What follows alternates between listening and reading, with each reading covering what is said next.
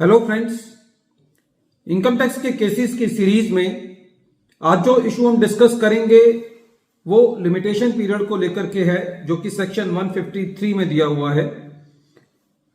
इस केस में एक बहुत ही इंपॉर्टेंट इशू कोर्ट के सामने ये था कि यदि प्रोसीडिंग्स के दौरान already limitation period assessment order pass करने का एक्सपायर हो चुका है और असेसी ये बात असेसिंग ऑफिसर को इंटीमेट कर चुका है, लेकिन फिर भी असेसिंग ऑफिसर प्रोसीडिंग्स को चालू रखता है, तो क्या असेसी के पास ये अधिकार है कि असेसी रिट कोर्ट में जाकर के उन प्रोसीडिंग्स को क्वैश करा सके।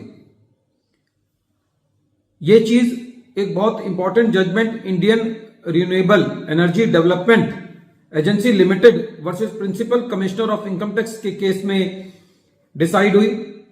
ये केस 470 ITR पेज नंबर 374 पर रिपोर्ट हुआ। Matter honourable Delhi high court ने डिसाइड किया और इस केस का जजमेंट 8 दिसंबर 2023 को आया।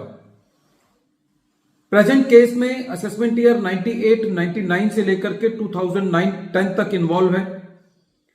जब ये अपील्स हाई कोर्ट के पास थी तो हाई कोर्ट ने इन मैटर्स को ट्रिब्यूनल के पास रिमांड बैक कर दिया।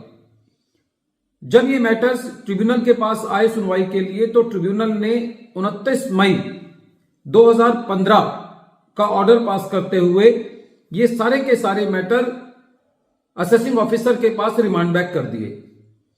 जब ये मैटर असेसिंग ऑफिसर के पास चल रहे थे तो असेसी ने असेसिंग ऑफिसर को ये इंटीमेट किया कि जो ट्रिब्यूनल के ऑर्डर हैं जो 29 मई 2015 को आए हैं, उनके मुताबिक यदि सेक्शन 153 सबसेक्शन 2A जो कि लिमिटेशन पीरियड का पुराना प्रोविजन है, उसके मुताबिक 2 साल मिलते थे जब ट्रिब्यूनल ने अपना ऑर्डर पास किया या वो ऑर्डर असेसिंग ऑफिसर को मिला, तो ये माना जाए कि यदि ट्रिब्यूनल ने 29 मई 2015 को ऑर्डर पास कर दिया तो असेसिंग ऑफिसर को 31 मार्च 2016 तक वो ऑर्डर मिल गया होगा।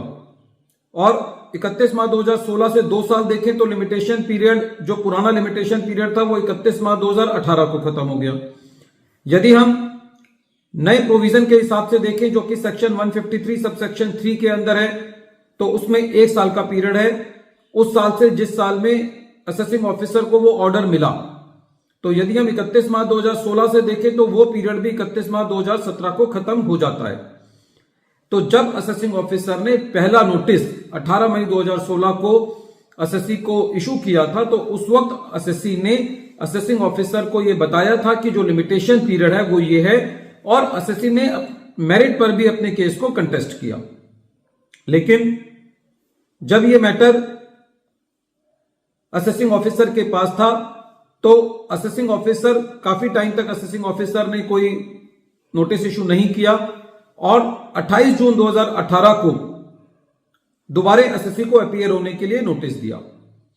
यदि हम पुराने कानून के हिसाब से या नए कानून के हिसाब से देखें, तो यदि हम बढ़ा हुआ पीरियड भी देखें तो क्योंकि ट्रिब्यूनल का ऑर्डर 29 मई 2015 को आया था, तो limitation period in any case 31 मार्च 2018 को खत्म हो गया था। उस वक्त असेसी ने फिर दोबारा लेटर लिख करके, 2 लेटर्स लिख करके एओ को कहा कि ये प्रोसीडिंग्स जो है वो टाइम बार हो चुकी हैं, लेकिन असेसिंग ऑफिसर ने प्रोसीडिंग्स को ड्रॉप नहीं किया। इसलिए असेसी दिल्ली हाई कोर्ट में रिट पिटीशन दायर करी कि ये प्रोसीडिंग्स टाइम बार हो चुकी हैं, अब ये आगे नहीं चलाई जानी चाहिए।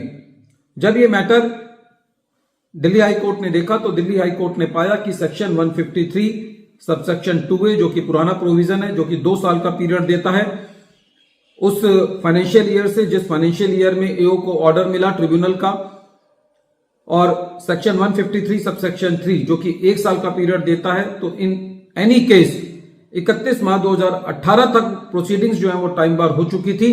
इसीलिए जो 28 जून 2018 को जो नोटिस दिया गया था असेसमेंट करने के लिए, वो नोटिस इन एनी केस जो है वो टाइम बार था।